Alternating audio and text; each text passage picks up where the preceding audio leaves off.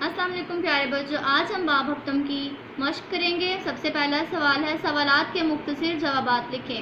بوڑھا کسان کیوں کھیتی باڑی اچھے طریقے سے نہیں کر سکتا تھا؟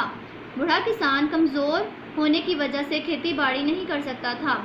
کسان نے بیٹوں سے کیا کہا؟ کسان نے بیٹوں سے کہا، میں نے تمہارے لیے کھیت میں خزانہ چھپا رکھا ہے۔ خزانہ نکالنے کے لیے بیٹوں نے کیا کیا؟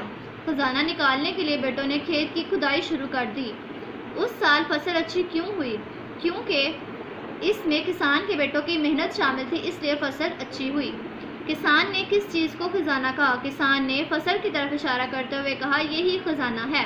سوال نمبر 2، الفاظ کو اپنے جملوں میں استعمال کریں۔ دھیان، کسان کے بیٹے کام کاج پر دھیان نہیں دیتے تھے۔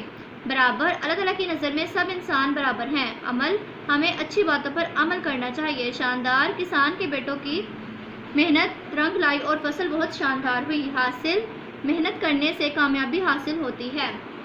سوال نمبر 3، جوڑ کے توڑ لکھیں۔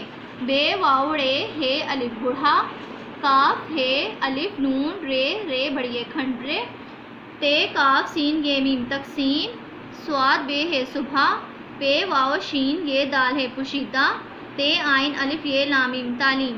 سوال نمبر 4 ہے، کالم الف کو بے سے ملا کر جملہ مکمل کریں۔ ایک دن اس نے سب بیٹوں کو بلایا، میں نے تمہارے لیے کھیت میں خزانہ چھپا رکھا ہے۔